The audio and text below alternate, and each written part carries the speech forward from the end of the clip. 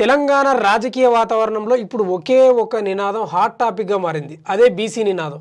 రానున్న పట్టణ పంచాయతీ ఎన్నికల్లో కూడా ఈ బీసీ వాదం ప్రధాన ఎజెండాగా మారే సూచనలు స్పష్టంగా కనిపిస్తున్నాయి. ప్రజల్లో ఉన్న చర్చ, వర్గాల మధ్య నెలకొన్న చైతన్యం చూస్తుంటే బీసీ వాదానికి అత్యధిక ఆదరణ దక్కేలా వాతావరణం ఏర్పడుతుంది. గతంలో ఎంతోమంది నేతలు బీసీల సమస్యలు, హక్కుల గురించి మాట్లాడినా ఆ మాటలు పెద్ద ఉద్యమంగా మారలేదు. కానీ ఈసారి పరిస్థితి భిన్నంగా ఉంది. ఒక రాష్ట్రానికి ముఖ్యమంత్రి అయి ఉండి బీసీ వాదానికి కట్టుబడి బీసీ 42% రిజర్వేషన్పై చేస్తున్న ప్రక్రియ అటు ప్రతిపక్షాలు సైతం పొగిడే స్థాయిని తెచ్చుకున్నారంట రేవంత్ రెడ్డి గారు. ఖచ్చితంగా చెయ్యాల్సిన సమయం వచ్చింది.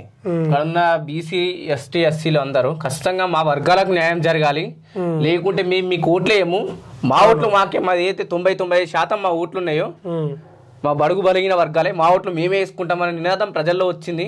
ఆ చైతన్యవంతమైనలు కాబట్టి ఇంకో దారి లేక తప్పనిసరి పరిస్థితులు మనం మాట్లాడాల్సి వస్తుంది. ఖచ్చితంగా మాట్లాడాలి. అంటే రేవంత్ రెడ్డి ఈ 42% బీసీ విషయంలో కొంత ముందడుగున్నాడు అనేది ఇక్కడ వార్త. ప్రధానంగా తన వంతు పాత్ర ముందులో ఉన్నారు ఇతర పార్టీలో కన్నా. అదే, ఎందుకంటే అప్పట్లో బీఆర్ఎస్ తగ్గించడం పూర్తి స్థాయిలో, వీళ్ళేమో బీజేపీ మాట్లాడకపోవడం, అది మత రాజకీయాలు అదని ఆ బీజేపీ అట్లా మాట్లాడుతుంది. కాబట్టి ఏదో ప్రయత్నం చేసిండు అనేది వార్త ప్రధానంగా ఇక్కడ. బీసీ వాదం రేవంత్ బాణం పట్టణ పంచాయతీ ఎన్నికల్లో గేమ్ చేంజర్ అవుతుందా? కష్టం ఇది. అంటే ఇక్కడ ఏమవుతుందంటే బీసీ వాదం గేమ్ చేంజర్ అవుతుందా అంటే అయ్యే అవకాశాలు వీళ్ళు తీసుకున్న నిర్ణయాలను బట్టి ఉంటాయి.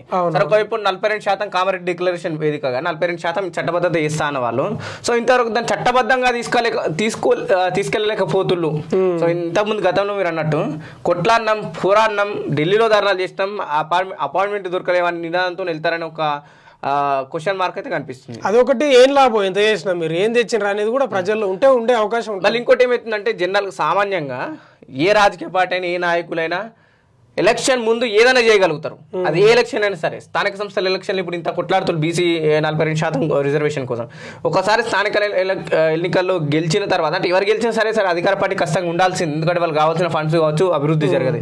సో దాన్ని మళ్ళీ బీసీ వాదం పట్టించుకుంటారా అనే నినాదం కూడా ఇప్పిస్తుంది. అయితే ప్రధానంగా పట్టణ పంచాయతీ ఎన్నికల్లో మరి గేమ్ చేంజర్ అవుతాడా